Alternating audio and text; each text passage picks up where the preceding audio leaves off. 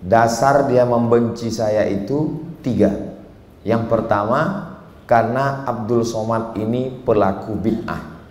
Maulid Nabi bid'ah, nuzul Quran bid'ah, menyambut tahun baru hijrah bid'ah, Isra Mi'raj bid'ah, tepung tawar bid'ah, zikir bersama bid'ah, haul bid'ah, besuluk bid'ah, tarekat bid'ah. Simple saja kaedahnya. Kalau tidak dibuat Nabi bid'ah. Abdul Somad adalah pelaku bid'ah, maka berarti dia dhalalah dan dia finnar.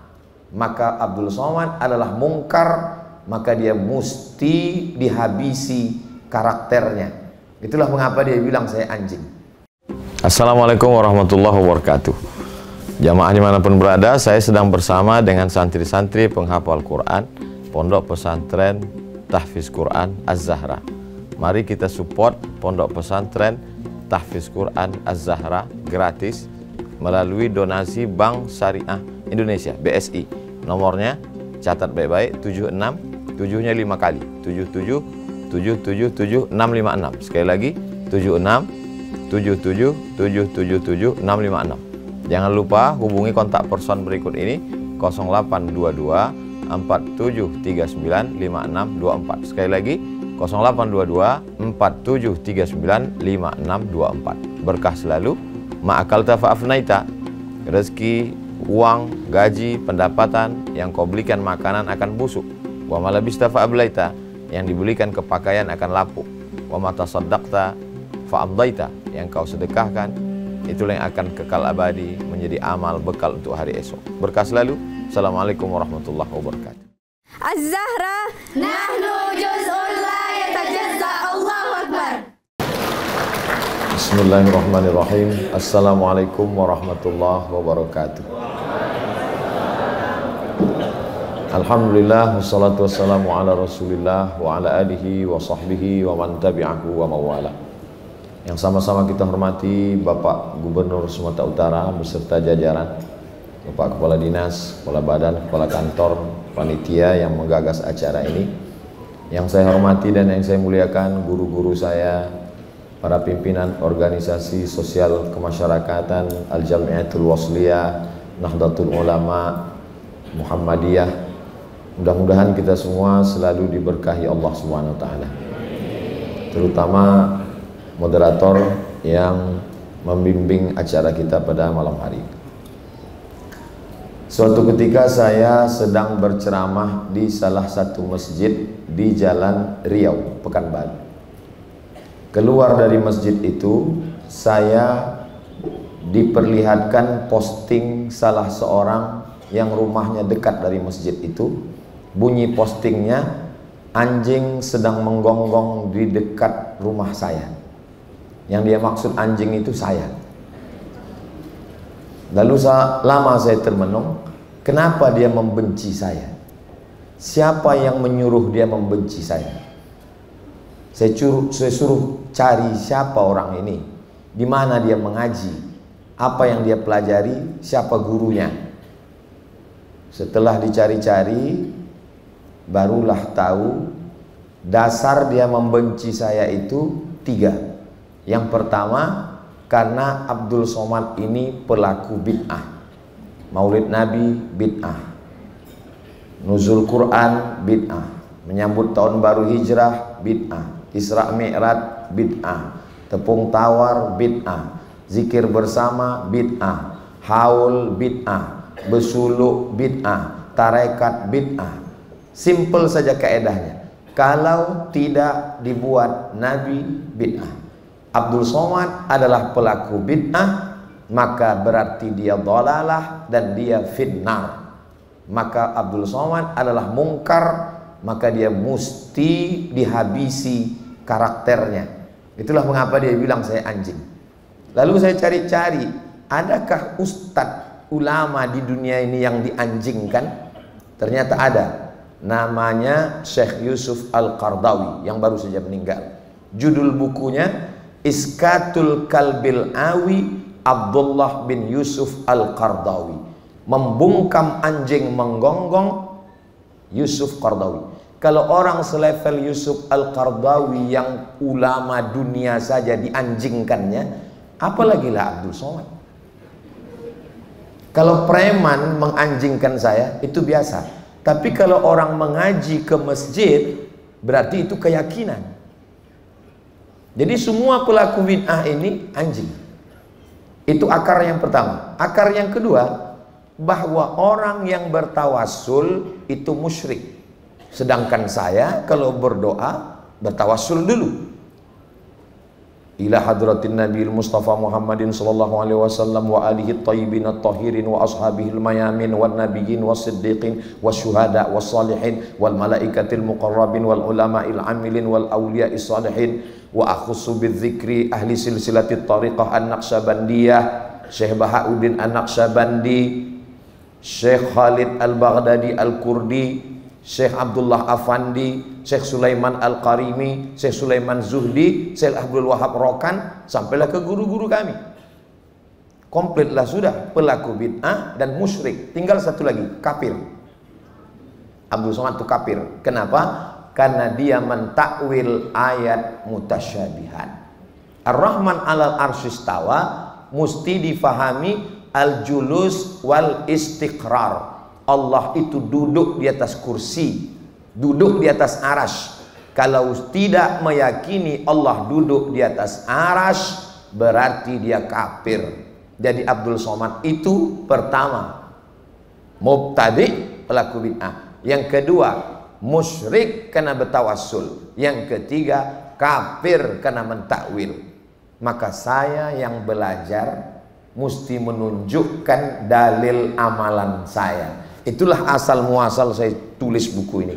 Kenapa 37 masalah populer? Karena waktu menyusun buku ini umur saya 37 tahun. Itu asal muasal. Jadi sebagai pengantar malam ini saya jelaskan dulu 3 masalah ini, nanti baru kita bahas dalam muzakarah. Saya tidaklah menggurui guru-guru saya sekalian. Ini yang hadir nih guru-guru. Saya hanya membacakan apa yang ada di dalam buku saya ini.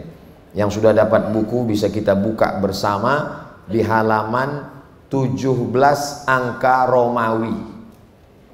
Di halaman 14 angka Romawi. X I V. Halaman 14 Romawi. Baris yang keempat dari atas. Kelima, buku ini tidak ingin menggiring pembacanya kepada mazhab tertentu. Jadi saya tak ingin mengajak orang ikut saya, enggak. Yang diharapkan hanyalah agar setelah melihat pendapat para ulama, kita lebih memahami perbedaan, menghormati orang lain, mengikis fanatisme buta. Yang paling penting adalah tidak salah memilih musuh. Namun jangan sampai kita habiskan kebencian hanya untuk orang yang membaca talqin, orang berzikir bersama, masalah khilafiyah, hingga tak lagi tersisa sedikit kebencian untuk kristenisasi, Israel, bahkan iblis sekalipun. Habis kebencian dalam hati itu hanya untuk orang menyebut Sayyidina, benci hanya menengok orang berzikir bersama, benci hanya menengok orang maulid Nabi, sampai iblis pun tak tersisa lagi kebencian. Kata iblis, tak ada lagi untuk aku, kata iblis. Kutunjukkan mungkin belum terbaca atau sudah terbaca lupa bahwa ada beberapa pendapat. Jadi saya fokuskan dalam 3 hal dan saya tak bacakan semuanya. Ada beberapa halaman yang sudah saya kasih tanda tadi. Kita lanjut ke halaman 82. Halaman 82.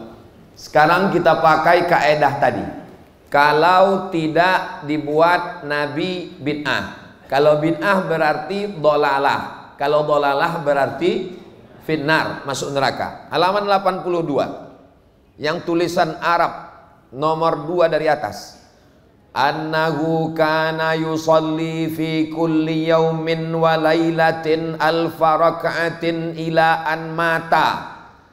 Ali Zainal Abidin tiap hari salat 1000 rakaat sampai mati. Wa kana yusamma Zainal Abidina li ibadatihi.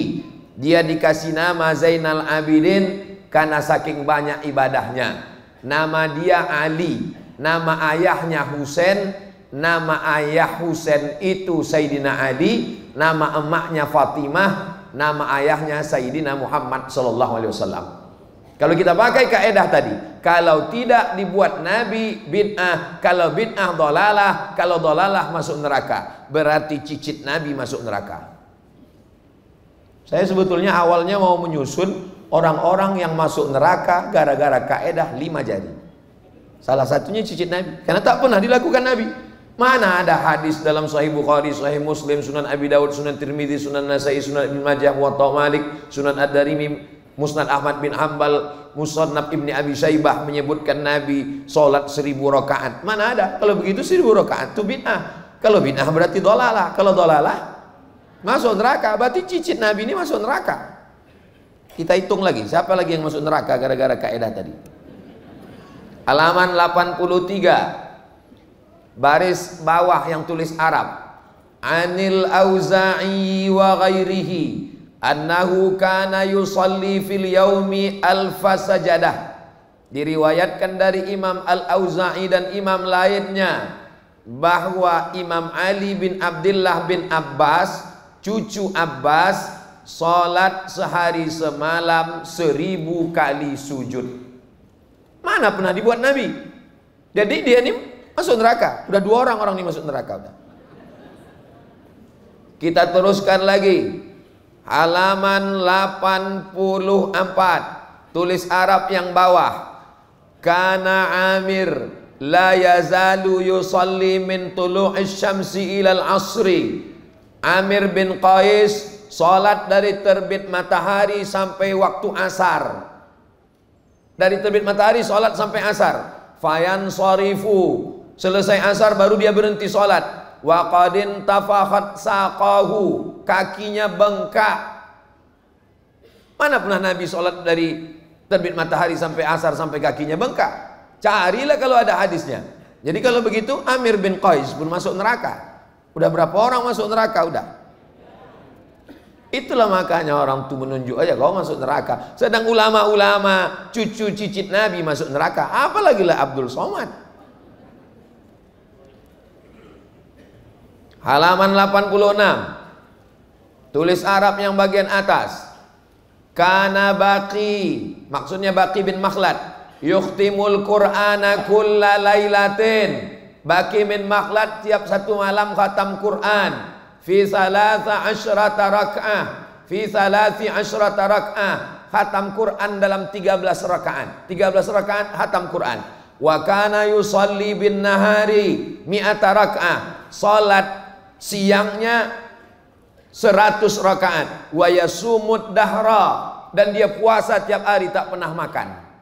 Bid'ah ini tak dibuat Nabi. Dolalah, masuk neraka. Udah berapa orang masuk neraka? Ibu tinggal hitung aja lah berapa orang masuk neraka malam. Halaman 87. Qala Abdullah, maksud Abdullah di sini Abdullah bin Ahmad bin Hanbal. Kalau ada dalam kitab Musnad Ahmad bin Hanbal qala Abdullah, itu maksudnya anak Imam Ahmad bin Hanbal. Kalau ada Abdullah tak pakai bin dalam Sahih Bukhari, itu namanya Abdullah bin Mas'ud. Abdullah dalam Musnad Ahmad maksudnya Abdullah bin Ahmad, anak Ahmad bin Hanbal. Apa kata dia? Kana abi, ayahku, yusalli fi kulli yaumin, tiap hari salat walailatin, tiap malam salasami'ati rak'ah, 300 rakaat. Imam Ahmad bin Hanbal salat sehari semalam 300 rakaat. Bid'ah, tak pernah dibuat Nabi. Tunjukkan hadisnya Nabi salat 300 rakaat. Tak ada. Imam Ahmad bin Hanbal masuk neraka. Kita lanjutkan lagi. Halaman 87, tulis Arab baris bawah. Ahmad bin Hanbal yaqul, Imam Ahmad bin Hanbal berkata, Inni la ad'ullaha aku berdoa untuk Imam Syafi'i fi sholati, dalam sholatku, bukan di luar sholat, bukan selesai sholat, dalam sholatku aku mendoakan Syafi'i. Apa doanya? Mundu arba'in sana, 40 tahun ku doakan Syafi'i dalam sholatku. Allahumma gfirli wali walidayya wali Muhammad bin Idris Asy-Syafi'i. Ampunkan aku, ampunkan umat ayahku, ampunkan Imam Syafi'i. 40 tahun. Masuk neraka Imam Hambali 2 kali. 2 kali masuk neraka gara-gara kaidah tadi. Halaman 88. Kenapa menggelegar suara Ustadz malam nih? Dibawa Pak Gubernur tadi makan nasi Arab, jadi naik minyaknya itu ke atas.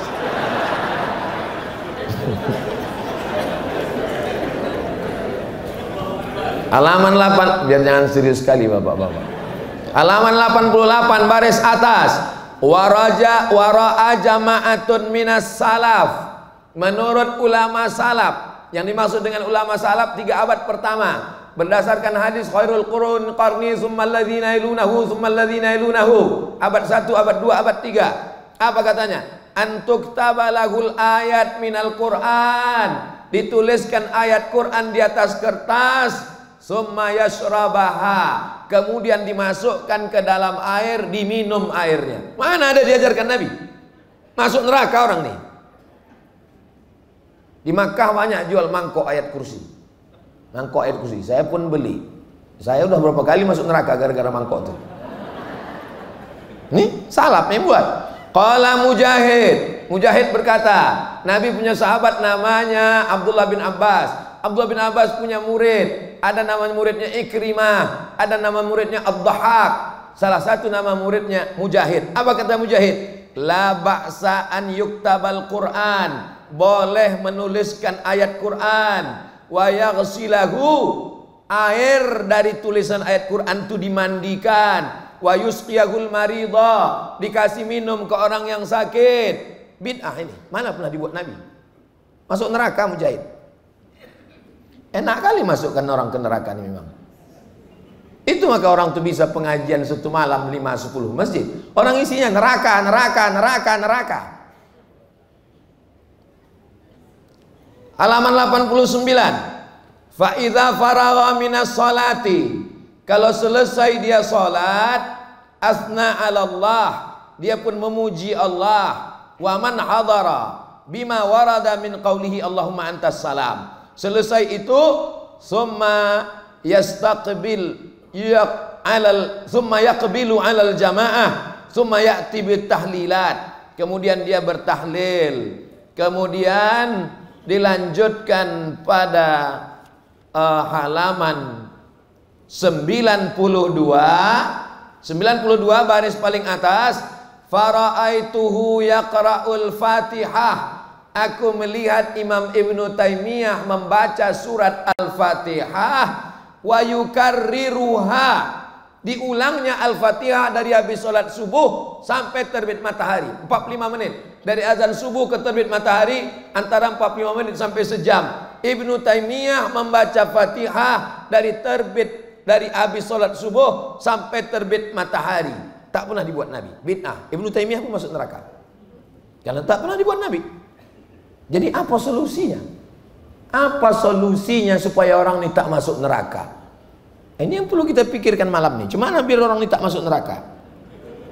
Solusinya ada di halaman 37. Berbalik-balik nih Pak Ustadz. Iya. Solusinya ada di halaman 37. Mana dia solusinya? Tulis Arab paling atas, halaman 37. Qala Syafi'iyyu, Imam Syafi'i berkata, al bid'atu bid'atani, bid'ah itu 2, mahmudatun wa mazmumatun. Ada bid'ah mahmudah, ada bid'ah mazmumah. Fama wafaqas sunnata, kalau sesuai dengan sunnah, fahuwa mahmud, maka bid'ahnya itu bid'ah mahmudah. Wa ma khalafaha, kalau bertentangan dengan sunnah, fahuwa mazmum, maka dia bid'ah mazmumah, tercela. Imam Syafi'i lah yang menyelesaikan masalah-masalah tadi. Bahwa yang dilakukan orang yang tadi itu adalah memang bid'ah, tapi bid'ah hasanah, bid'ah mahmudah, bid'atu huda. Imam Syafi'i lah yang menyelesaikan. Maka kata Imam Ahmad bin Hambal, kami banyak hafal hadis, tapi kami tak paham maknanya. Sampai Imam Syafi'i masuk ke Baghdad, barulah kami tahu mana hadis am, mana hadis khas, mana hadis mutlak, mana hadis muqayyad. Karena Imam Syafi'i lah yang menyusun pertama ilmu usul fiqh dalam kitab Ar-Risalah. Dipanggilnya muridnya namanya Rabi Al-Muradi. Rabi, tolong kau tuliskan dulu Ar-Risalah. Dituliskannya lah Ar-Risalah 300 halaman tanpa menengok referensi, jadi kitab usul fikih tertua di dunia. Dialah yang membagi bid'ah itu, ada bid'ah hasanah, ada bid'ah dhalalah. Sekarang datang ustadz, kalau mengajar laptopnya hidup, kalau laptopnya mati ilmunya hilang. Menyalah-nyalahkan Syafi'i. Apa tak cocoknya dipukulkan kitab itu ke kepala dia?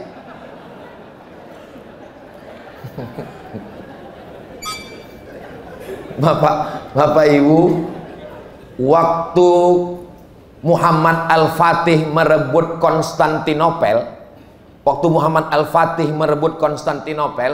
ustadz-ustadz di Konstantinopel itu, ustadz-ustadz orang itulah, orang-orang kawan sebelah itu, ustadz-ustadz orang itu sedang ikhtilaf tentang iblis itu sebesar apa.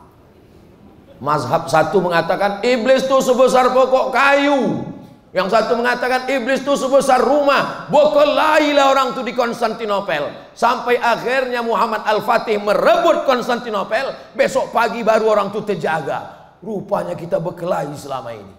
Itulah yang terjadi di kita ini sekarang. Asik berkelahi asal udah masuk 12 Rabiul Awal. Bid'ah. Akhirnya minyak kita diambil, nikel kita diambil, habis negara kita pun diambil. Gara-gara sibuk berkelahi tentang ini. Cuman satu yang belum diambil orang itu lagi, batu bara, karena bisa berjalan di atas tanah. Itu batu bara yang di Sumatera Utara ini tak ada diambil orang itu. Yang di Kalimantan habis. Batu bara jangan tersinggung. Nama saya Abdul Somad Batu Bara.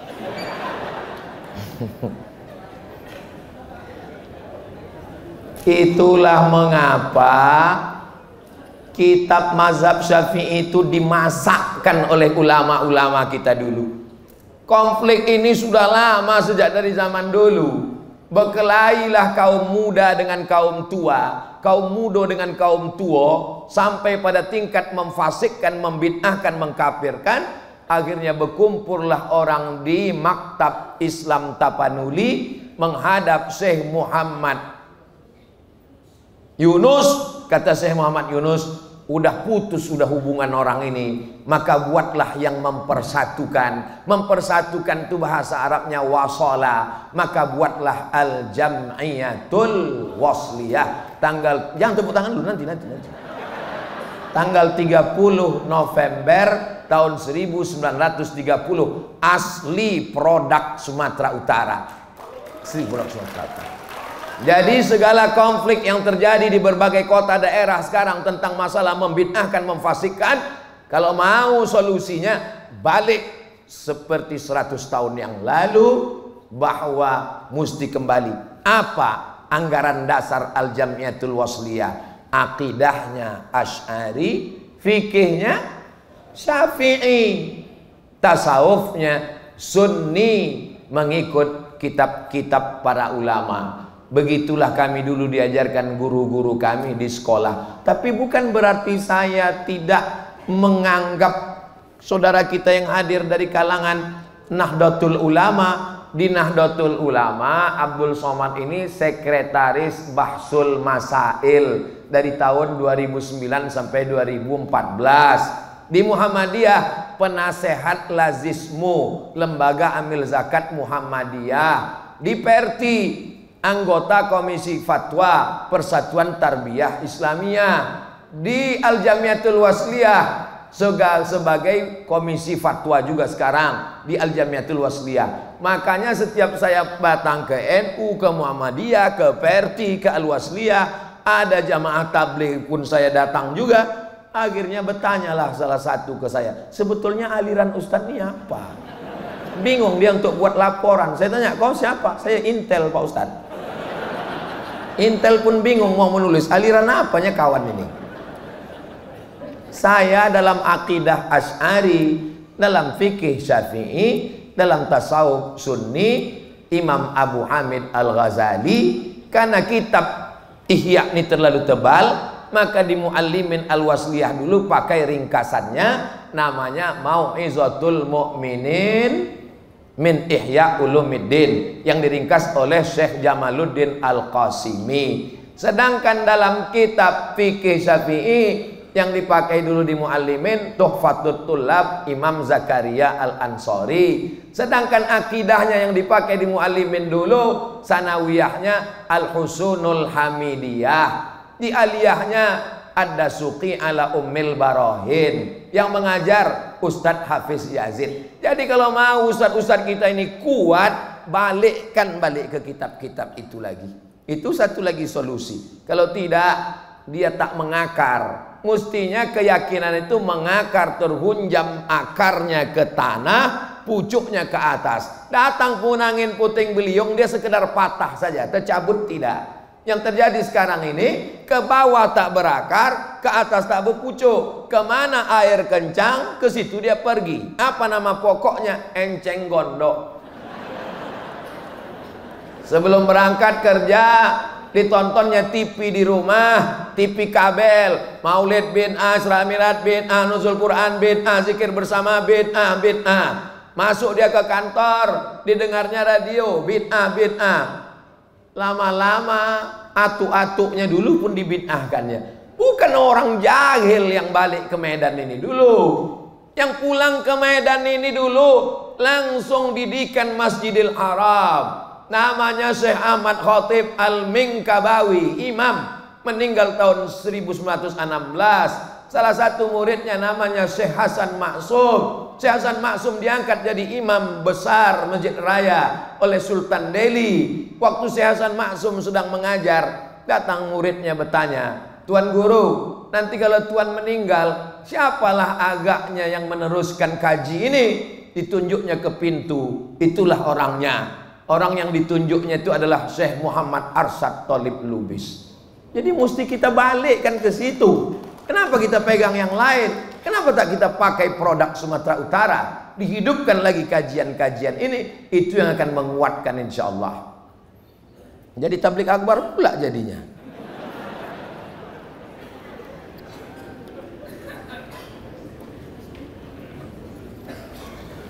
Itu sekilas tentang bid'ah. Tadi saya janji 3 masalah saya jelaskan. Masalah yang kedua, tawassul. Siapa yang bertawassul, kata dia musyrik, karena meminta ke Nabi. Minta aja langsung sama Allah. Iyyaka na'budu wa iyyaka nasta'in. Tahu saya bertawassul, tawassul. Halaman 214. Qala Ibnu Abbas. Ibnu Abbas berkata, kanat Yahudu Khaybar. Di Madinah itu ada 4 Yahudi. Pertama namanya Yahudi, halaman 214. Di Madinah itu ada Yahudi Khaybar, ada Yahudi Quraizah, ada Yahudi Qainuqa, ada Yahudi Khaybar. Kanat Yahudu Khaybar, orang Yahudi Khaybar, tuqatilu Ghatfana. Mereka berperang dengan Bani Ghatafan. Ghatafan orang Arab, Khaybar orang Yahudi. Falammal taqau, ketika berperang, hazimat Yahud, Yahudi kalah. Fa'adat Yahudu bihadzal du'a. Lalu orang Yahudi ini pun berdoa. Apa kata orang Yahudi ini berdoa? Inna nas'aluka, kami meminta kepada engkau ya Allah, bihaqqin nabiyil ummi, barokah Nabi yang tak bisa membaca dan tak bisa menulis. Siapa itu? Muhammad sallallahu alaihi wasallam. Kami meminta kepada engkau ya Allah, barokat Nabi yang tak bisa membaca, tak bisa menulis. Orang Yahudi berdoa, minta kepada Allah, bertawassul dengan menyebut nama Nabi Muhammad sallallahu alaihi wasallam. Saya tak paham tawasul nih Pak Ustadz. Tolong Ustadz jelaskan. Tawasul itu singkatnya begini. Datang saya ke kepala dinas PU. Pak kepala dinas, tolonglah aspal jalan ke kampung kami. Kata kepala dinas, tak bisa, ini, itu, ini, begono. Terus saya bilang, aku bertawassul kepadamu bi barokati gubernur Sumatera Utara. Kata dia, insya Allah selesai. Nah itulah tawassul tuh. Itulah arti tawassul tuh. Menyebut nama orang supaya tujuan tercapai. Yang disebut kepada Allah tuh nama orang yang dicintainya. Siapa yang dicintainya? Muhammad sallallahu alaihi wasallam. Bukan meminta kepada Nabi Muhammad. Tak ada orang Islam minta ke Nabi Muhammad. Mintanya pada Allah. Menyebut nama Nabi Muhammad. Di halaman 214 saya sebutkan, sebelum Nabi lahir orang Yahudi udah bertawasul, menang mereka melawan Bani Ghatafan. Di halaman 215 bertawasul waktu Nabi masih hidup. Datang orang buta berdoa kepada Allah, aku meminta kepadamu ya Allah bi barakati Muhammad sallallahu alaihi wasallam. Terbuka biji matanya, Nabi masih hidup. Sekarang macam mana? Nabi sudah meninggal. Nabi sudah meninggal. Ada di halaman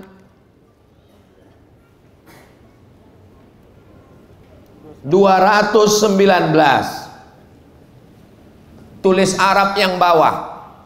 Ibnu Abid Dunya fi kitabi Mujabid Du'a.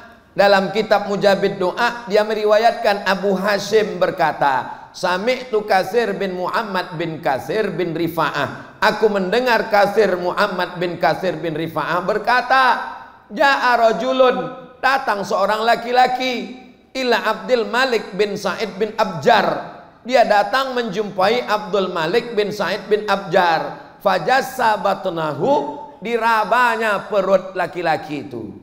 Faqala bikadaun la yubra, dirabanya perut, oh kau ni kena penyakit, sakit kau ni tak sehat-sehat sampai mati nanti. Mahua, apa sakit aku ini? Ad-dubailah, sakitnya bisul dalam perut, bisul dalam perut. Kau ni sampai mati takkan sehat. Fatahawwalar rajul, lalu orang yang sakit perut berbisul tadi pun pergi, berdoa dia. Apa kata dia? Allah, Allah, Allah, Rabbi la usyriku bihi syai'a, Allahumma inni atawajjahu ilaika binabiyika Muhammad. Aku minta kepada engkau ya Allah, barakat Nabi engkau Muhammad, sehatkanlah perutku yang berbisul-bisul ini. Apa yang terjadi? Bari'at ma bika illatun, maka sehatlah dia. Apa komentar Ibnu Taimiyah tentang hadis ini? Halaman 220. Fahadzad du'a wa nahwuhu, doa macam ini qad ruwiya annahu da'a bihi salaf, kalangan salaf berdoa memakai doa ini. Doa-doa model tawasul begini ini dipakai oleh kalangan salaf. Artinya orang salaf pun bertawasul. Dari mana Ustaz dapat ini? Majmu' Fatawa Ibnu Taimiyah. Punya Ustaz kitabnya, ada di rumah, semeter panjangnya. Ibnu Taimiyah punya. Saya beli kitab itu di Kairo, di Mesir. Bukan saya kutip dari kitab lain. Imam Ahmad bin Hanbal membolehkan tawasul. Halaman 221. Qala Ahmadu fi mansakihi. Imam Ahmad berkata, alladzi katabahu lil Maruzi. Dia menulis itu kepada Imam Maruzi, sahibihi, murid sahabat dia. Innahu yatawassalu bin nabi fi du'aihi, karena dia bertawassul kepada Nabi dalam doanya. Kata Imam Ahmad, inna hadza iqsamun 'ala Allah. Orang yang bertawassul kepada Allah itu sama dengan orang yang berqasam, bersumpah. Wala yuqsimu 'ala Allah bi makhluk. Tak boleh bersumpah dengan makhluk. Yang boleh bersumpah itu cuma 3. Tallahi, billahi, wallahi. Wa Ahmad fi ihdar riwayataini, ternyata ada 2 riwayat. Dalam satu riwayat Imam Ahmad mengatakan qad jawwazal qasama bihi falidzalika jawwazat tawassul. Karena boleh berqasam dengan Muhammad, maka boleh bertawassul. Dari mana dapat Ustadz ini? Ibnu Taimiyah juz 2 halaman 422. Itu tentang tawasul.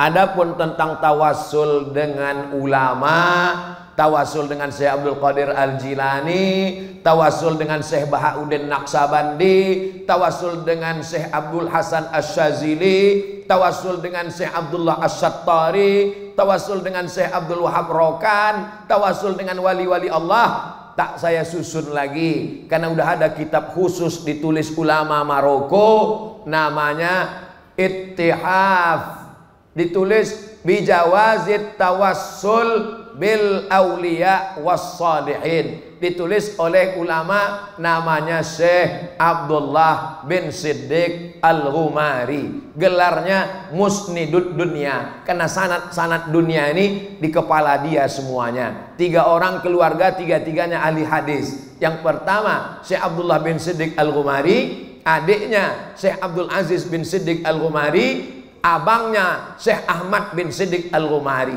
3-tiganya ulama ahli hadis. Saya ditanya orang juga, Ustadz belajar hadis? Iya. Kalau gitu Ustadz ahli hadas? Enggak, aku ahli hadas, bukan ahli hadis. Itu tentang tawasul. Yang ketiga tentang masalah takwil.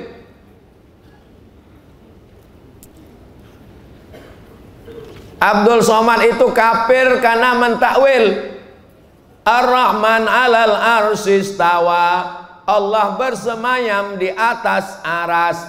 Kata saya, Allah itu bukan duduk di atas aras, Allah itu maha kuasa. Bapak Gubernur Bapak Edi Rahmayadi bersemayam di atas kursi gubernur selama 2 periode. Itu bukan berarti dia duduk aja di situ. Itu makna kiasan, artinya berkuasa. Itu maksud maknanya. Apakah yang bentakwil itu cuman Abdul Somad? Halaman 111. Halaman 111. Wa ma kana rabbuka nasiya, dan Tuhanmu tak mungkin lupa. Nasiya itu mesti ditakwilkan. Apa kata Abdullah bin Abbas? Fal yauma nansahum, hari ini kami lupakan mereka. Mana mungkin Allah lupa? Kalau Allah lupa berarti dia bukan Allah. Allah palsu itu. Allah asli yang original tak lupa. Lalu apa makna lupa di situ? Ditakwilkan Ibnu Abbas. Kata Ibnu Abbas, natrukuhum minar rahmah. Arti kami lupa, kami tinggalkan mereka sehingga mereka tak dapat rahmat. Takwil kedua, masih halaman 111. Nasiyahumullahu minal khair. Arti Allah lupa, bukan Allah itu lupa, mesti ditakwil itu ayat, tak bisa dipahami begitu. Maknanya Allah melupakan kebaikan untuk mereka, mereka tak dapat kebaikan. Itu namanya takwil. Ibnu Abbas mentakwil. Kalau mentakwil itu kafir, berarti Ibnu Abbas, kita pun tak sampai hati menyebut Ibnu Abbas kafir. 112.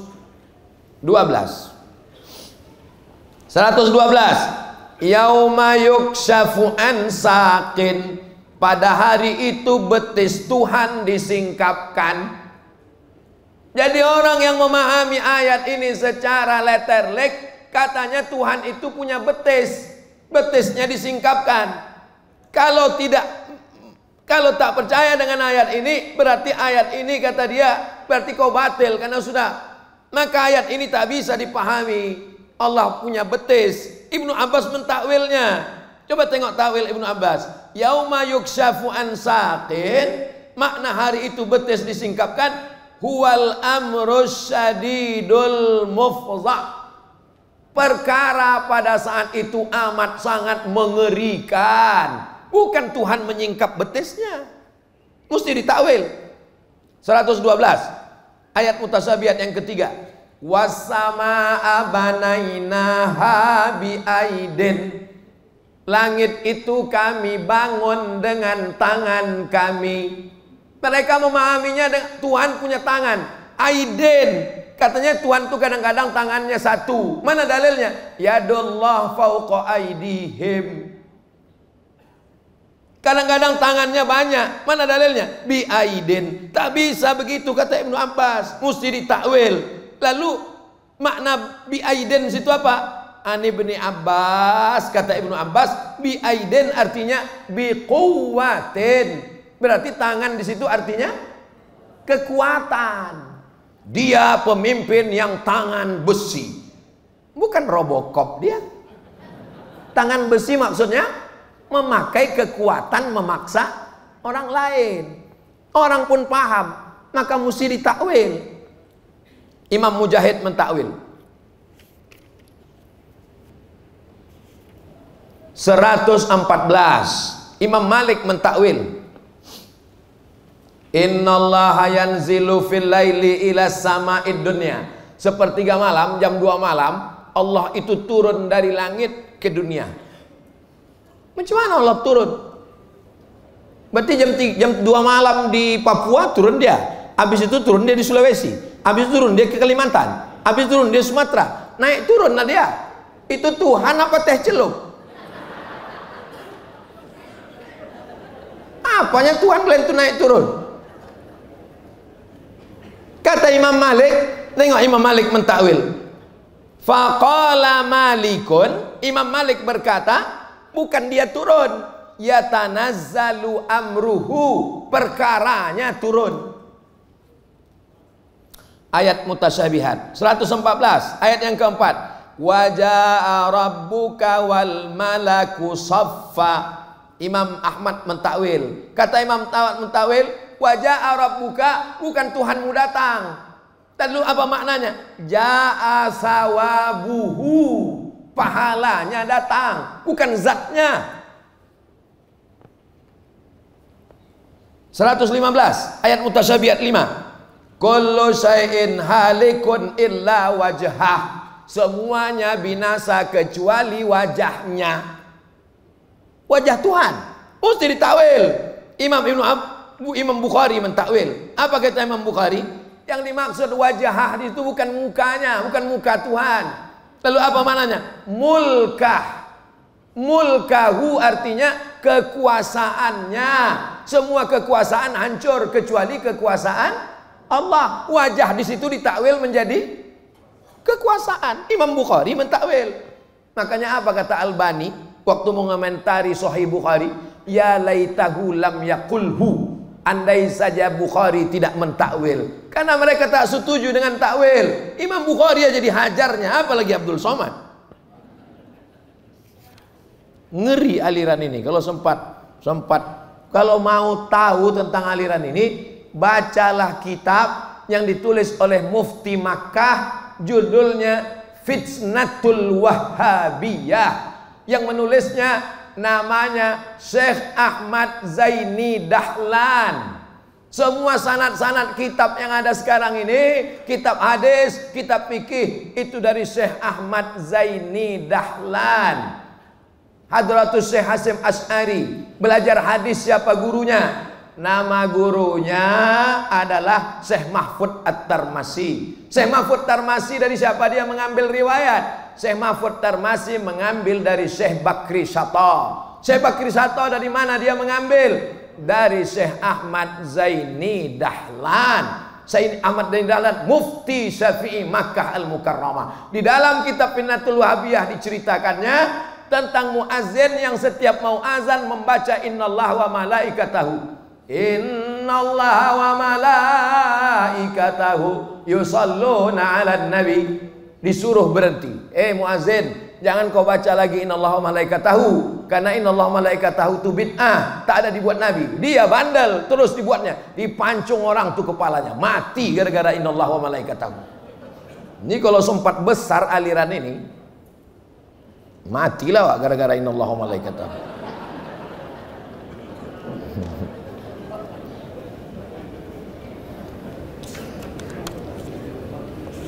Halaman 117. Imam Bukhari mentakwil. halaman 118 Ibnu Hajar Al-Asqalani mentakwil. Takwil.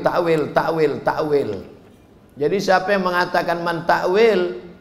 Halaman 126 Imam Nawawi mentakwil, Imam As-Suyuti mentakwil, Imam Ibnu Abdil Mar mentakwil. Takwil adalah Ahlus Sunnah wal Jamaah, Imam Abul Hasan Al-Asy'ari. Maka tak cukup hanya sekedar saya menyarankan. Saya tak mengatakan buku ini sempurna, tidak. Tapi beberapa kawan di beberapa daerah dibaginya buku ini setiap satu judul satu subuh. Jadi kalau punya pengajian rutin subuh, subuh pertama tentang masalah mazhab, subuh kedua tentang bid'ah, subuh ketiga mutasyabihat, subuh keempat hadis dhaif, subuh kelima kaki celana, subuh keenam masalah jenggot. Kalau berkelahi lah kita masalah jenggot, kata yang aku menengok jenggot kau ni macam kambing, ku tengok, kata dia. Tentu orang tersinggung, kau tak berjenggot anjing, kata dia. Berkelahi gara-gara itu. Padahal banyak masalah kita lagi. Dulu ulama-ulama Al-Jamiatul Wasliyah mengirim dai-dai ke pedalaman Tanah Karo, berdebat dengan buku dialog Muslim Kristen ditulis oleh Syekh Muhammad Arsyad Thalib Lubis. Bukunya referensinya bahasa Belanda. Kita sekarang disibukkan dengan bid'ah nih. Akhirnya mengirim dai tidak, mendebat lagi tidak, akhirnya pusing kepala kita. Alhamdulillah masih ada lagi pemimpin yang peduli membahas masalah ini. Kalau tidak, entahlah. Agaknya tadi saya mulai jam 9, sekarang udah jam 10 kurang 10. 3 itulah poin, itu pun saya comot-comot tak semuanya Pak Moderator. Saya kembalikan ke moderator. Luar biasa. Terima kasih penulis kita Al-Ustadz Abdul Somad. Beliau sudah memberikan gambaran dari sekian banyak, dari 37 permasalahan populer yang ditulis dalam buku ini. Nah, tentu dari 3 tadi memberikan gambaran kepada kita. Ini adalah rangkuman dari berbagai persoalan-persoalan populer tadi. Sehari-hari tentu kita merasakan hal demikian. Tatkala ada pengajian, ada majelis taklim, maka muncullah hal-hal yang bisa memicu sebuah permasalahan. Untuk itu dalam kesempatan bedah buku kita hari ini, tentu kita ingin juga mendengar pendapat dari audiens kita ini, Ustaz. Tentu diharapkan nanti akan ada masukan kepada kita, karena oleh panitia buku ini sudah dibagikan sebelumnya. Ya, bersyukurlah kita menerima buku penting yang bisa menjadi dasar kita untuk melihat berbagai permasalahan-permasalahan yang sering dan sehari-hari kita alami dalam kehidupan keseharian kita. Untuk itu, waktu kita hemat dulu, saya langsung kepada ada beberapa tadi yang sudah melakukan pendaftaran. Yang pertama, kami awali dulu dengan Bapak Sohibul Ansor Siregar. Silakan Pak Sohibul. Assalamualaikum warahmatullahi wabarakatuh. Jamaah dimanapun berada, saya sedang bersama dengan santri-santri penghafal Quran Pondok Pesantren Tahfiz Quran Az-Zahra. Mari kita support Pondok Pesantren Tahfiz Quran Az-Zahra gratis melalui donasi Bank Syariah Indonesia (BSI). Nomornya catat baik-baik, 76 7-nya 5 kali, 77 777 656. Sekali lagi 76 77 777 656. Jangan lupa hubungi kontak person berikut ini 0822 4739 5624. Sekali lagi 0822 4739 5624. Berkah selalu, ma'akalta fa'afnaita. Rezeki, uang, gaji, pendapatan yang kau belikan makanan akan busuk. Wa malabista fa'ablaita, yang dibelikan kepakaian akan lapuk. Wa matasaddaqta fa'amdaita, yang kau sedekahkan, itulah yang akan kekal abadi menjadi amal bekal untuk hari esok. Berkah selalu. Assalamualaikum warahmatullahi wabarakatuh. Az-Zahra nahnu juz'un